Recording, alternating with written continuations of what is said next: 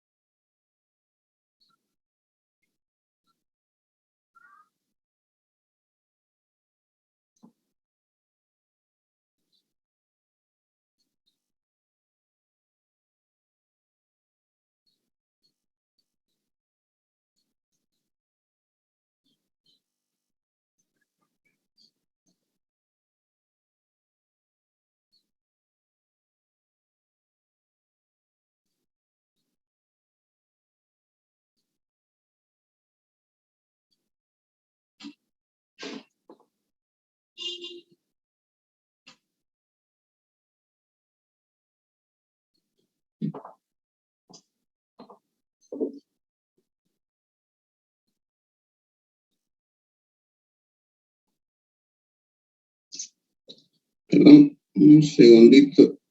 Aquí hay algún error porque ese circuito creo que ya está.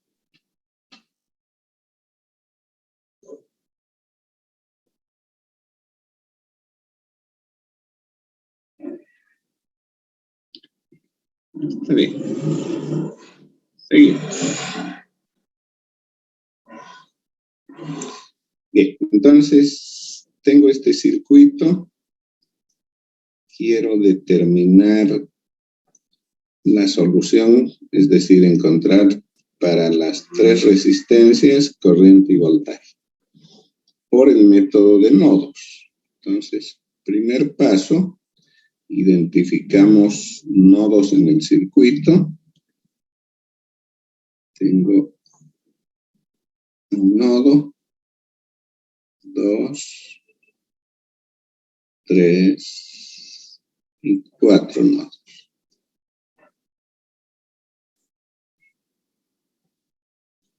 De los 4 nodos voy a elegir uno para que sea el nodo de referencia.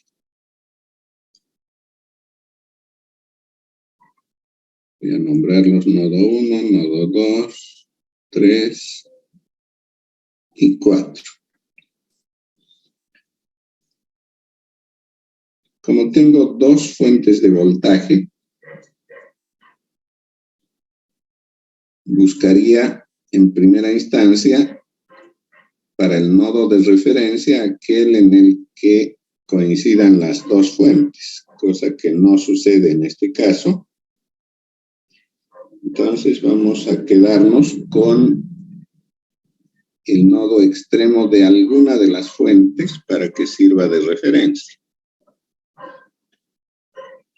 Simplemente por simetría voy a elegir el nodo 4. Casi siempre hemos tomado el nodo de abajo para referencia. Entonces, este va a ser el nodo al que le vamos a asignar 0 voltios. Siendo este el nodo de referencia, ya tengo resuelto el voltaje del nodo 3, ¿cierto?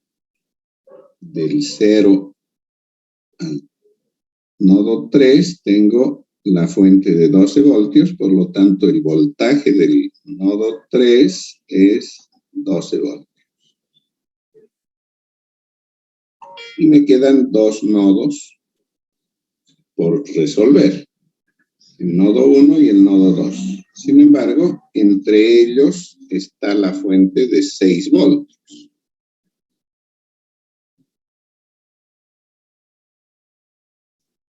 Lo que implica que no voy a poder describir la corriente por esa rama, por la rama donde está la fuente de 6 voltios. Esto obliga a que esos 2 nodos conformen un supernodo. Entonces, este es el supernodo.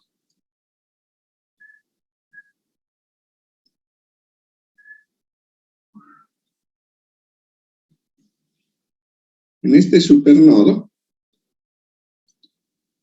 voy a asignar voltajes a cada uno de los nodos, pero lo voy a hacer tomando una sola incógnita y el voltaje del otro será referido a la fuente de voltaje, ¿no? Fíjense que si denominamos Bx al nodo 1, el nodo 2 tiene 6 voltios más que el nodo 1. Entonces, el voltaje del nodo 2 es Bx más 6.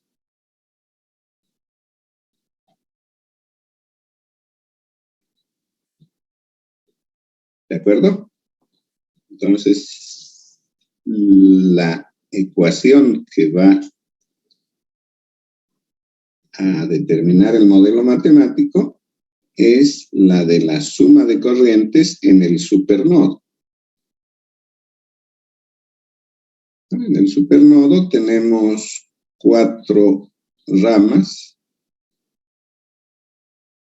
Voy a marcar esas 4 ramas. Aquí tengo una fuente de 2 amperes. Como es fuente de corriente, ella ya viene determinada tanto en sentido como en intensidad.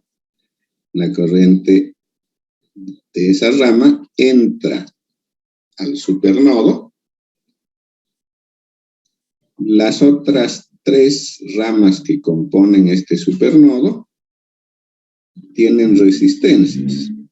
Una resistencia de 10 aquí, ¿cierto? Y siempre que encontremos resistencias, decíamos, vamos a hacer que la corriente salga del nodo. Entonces sale por la resistencia de 10, lo mismo por la de 15 y por la de 5. Bien, entonces en el supernodo tengo 4 ramas. Una rama tiene la corriente ya determinada, tanto en intensidad como en sentido. 2 amperes entra al nodo. Y por las otras 3 ramas que hay resistencia, las corrientes salen del supernodo. Entonces ahora estoy en condiciones de escribir esa ecuación de suma de corrientes. La corriente de la fuente entrando al nodo la voy a poner negativa. menos 2. En la rama que tiene resistencia de 10, debo tomar positiva porque sale el voltaje de donde se inicia la corriente, podría decir así, Vx menos el voltaje donde llega, es decir, los dos extremos de la resistencia de 10, Vx menos 10, perdón, menos 12, menos 12 dividido 10, ¿cierto? Diferencia de potencial dividido entre resistencia, esa es la corriente, saliendo, por eso positivo. En la resistencia de 15, que es la otra rama, también la corriente sale. A la derecha tengo Vx más 6. Y a la izquierda, 12. Dividido 15. Y la tercera rama con resistencia, también positiva la corriente porque sale. En un extremo superior, en este caso, tengo Vx más 6, en el otro 0, ¿sí? Vx más 6 menos 0, dividido 5. Esa es la suma de las 4 corrientes en el supernodo. Esto debe ser 0. Y como ven, tenemos una ecuación que representa la suma de corrientes en el supernodo y solo tiene una incógnita. Podemos fácilmente resolverla. Primero convendría hacer entera la ecuación. Para eso buscamos el mínimo común múltiplo de 10, 15 y 5, que es 30, ¿cierto? Entonces voy a multiplicar toda la ecuación por 30. Sí, aquí tengo menos 60, más 30 dividido 10, que es 3.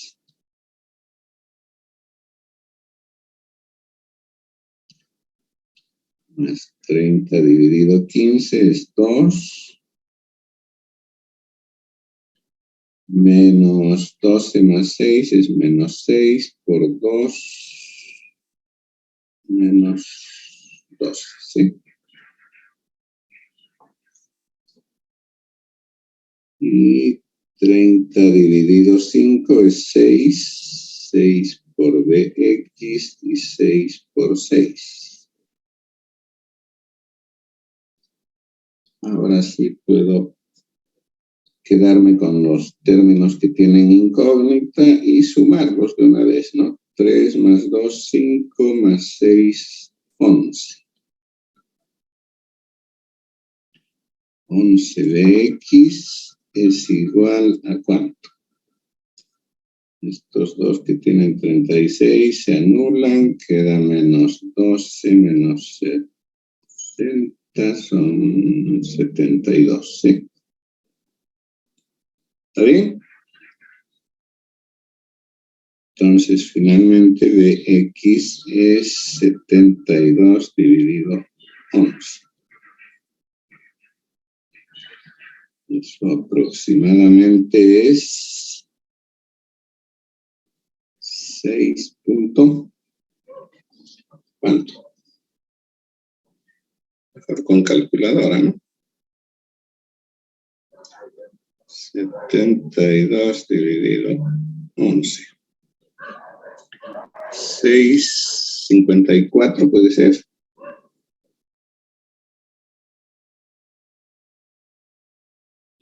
$6.54. Ok. Voltios, ¿sí? Entonces, hemos podido plantear la ecuación de suma de corrientes del supernodo. Ese es nuestro modelo matemático según el método. resolviendo esa ecuación, hemos encontrado el voltaje del nodo 1, que habíamos llamado Bx. El voltaje del nodo 2 es 6 voltios más, es decir, sería 12.54, ¿sí? Y con eso ya puedo encontrar la solución completa.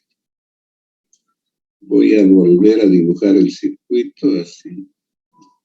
En el mismo circuito podemos marcar la solución.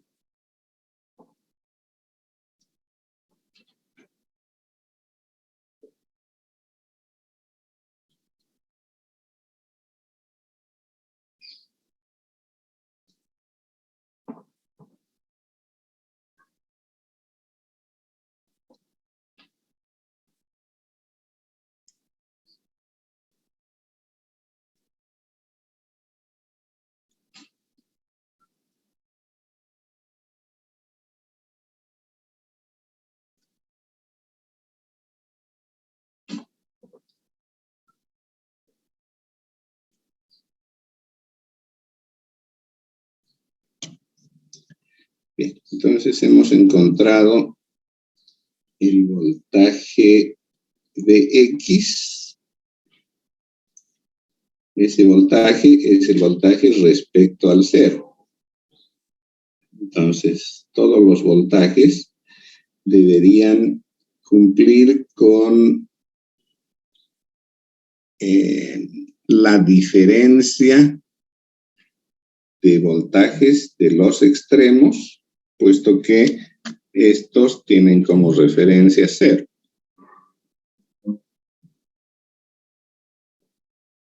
Entonces, en el caso de la resistencia de 10, a la izquierda tengo Bx, que es 6.54, ¿sí?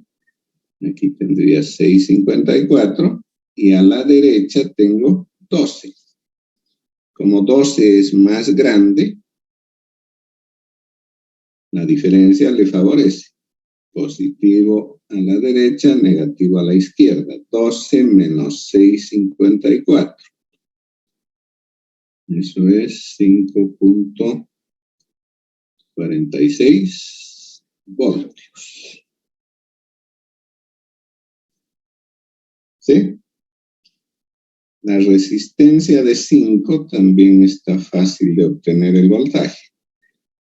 Es simplemente el del nodo 2.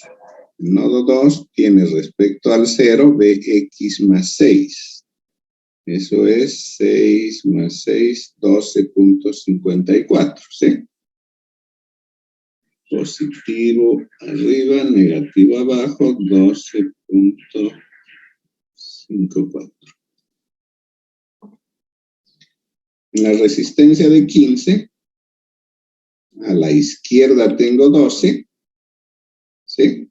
Aquí tengo 12, y a la derecha tengo Bx más 6, es decir, 12.54. La diferencia le favorece al lado que está a la derecha. 12.54 es más grande que 12. La diferencia es 0.54. Bien. Entonces, tengo ya los 3 voltajes en las resistencias. Para obtener las corrientes, simplemente aplico ley de Ohm.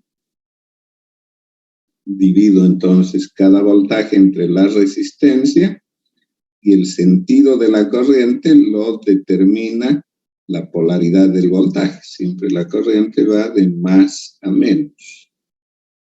Entonces, en la resistencia de 10, de derecha a izquierda, su intensidad 5.46 dividido 10, 0.55, pongamos, ¿sí?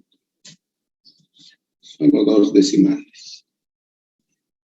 En la resistencia de 5, tengo que dividir 12.54 entre 5. 2.51 puede ser, ¿no? positivo es arriba, entonces la corriente va de arriba para abajo. 2.51.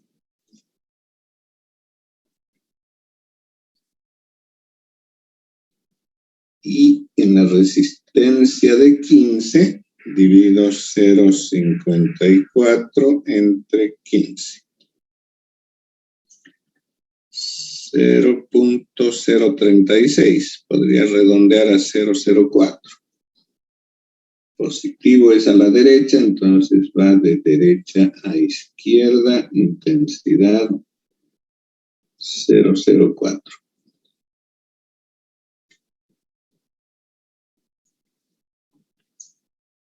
Bien, ¿qué me falta? Si quisiera aún completar más la solución, me faltarían las corrientes en las fuentes de voltaje y el voltaje en la fuente de corriente.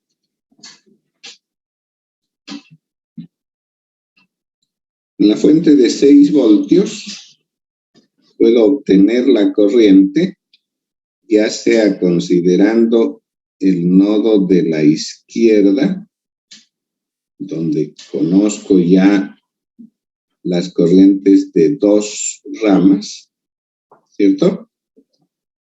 En este nodo sé que fluye corriente de derecha a izquierda, es decir, que entra al nodo 0.55. Y desde abajo también entra al nodo 2 amperes. Entonces, de ese nodo, para que la suma sea 0, debe salir corriente con intensidad igual a la suma de las que han entrado.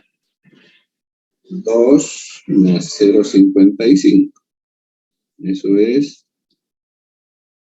voy a ponerla aquí mejor, 2.55 amperes. También podía haberlo hecho en el nodo de la derecha, ¿sí? Aquí. Ahí veo que hay 2 corrientes, ambas salen del nodo. Una es 2.51, la otra 0.04. Entonces debería entrar corriente al nodo por la rama donde está la fuente de voltaje.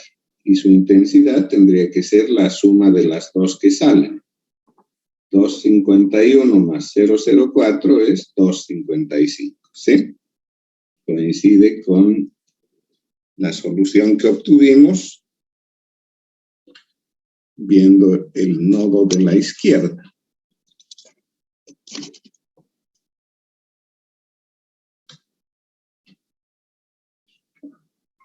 El mismo caso para la fuente de 12 voltios, ¿sí? Tengo en el nodo superior de ella, aquí, una corriente que entra al nodo, que es 0.04, otra que sale, que es 0.55. Para que la suma sea 0, la corriente que entra debe ser igual a la que sale, entonces le faltaría la diferencia justamente. Esa diferencia que es 0.55 menos 0.04, 0.51 amperes, ¿sí?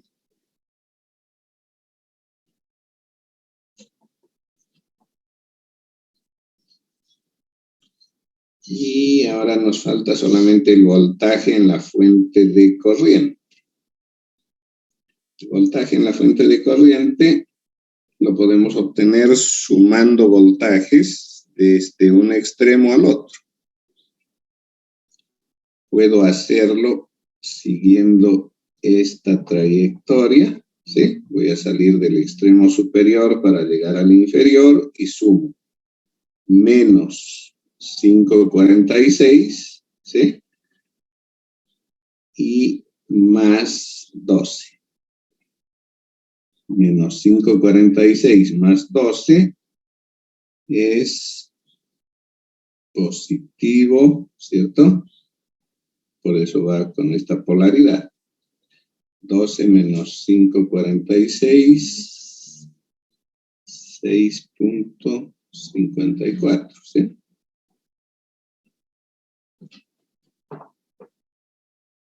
¿De acuerdo?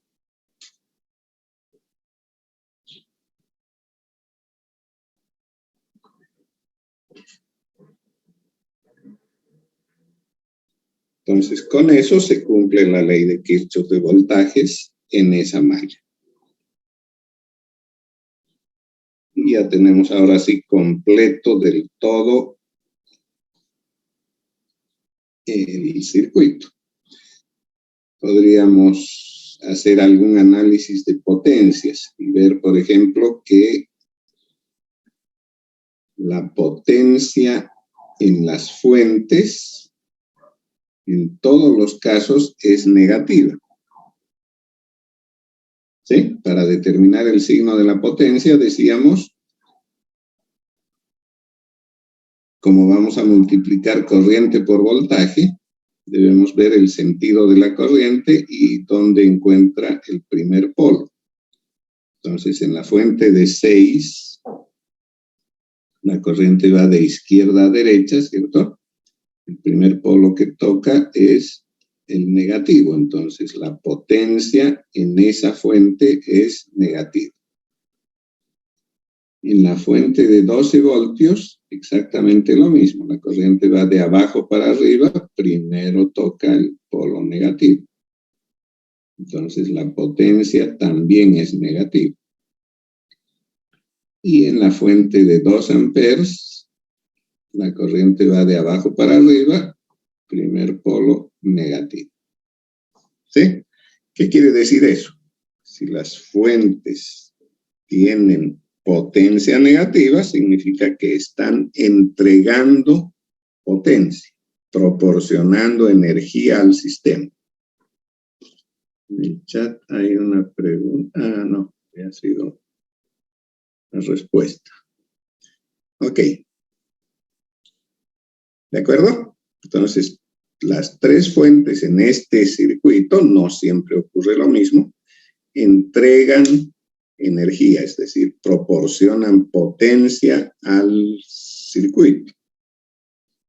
Y quien se ocupa de gastar esa potencia es el grupo de resistencias, ¿no? Siempre, eso siempre ocurre, las resistencias tienen potencia positiva, lo que significa que, como tiene signo contrario de la que están entregando, la potencia en las resistencias se dice que se consume, se gasta,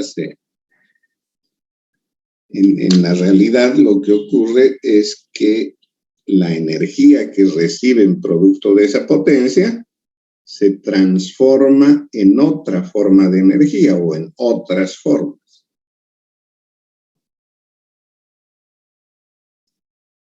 ¿Cierto? No olvidemos que estamos usando la simbología de la resistencia para representar otro tipo de componentes, como son siempre componentes pasivos, ¿sí?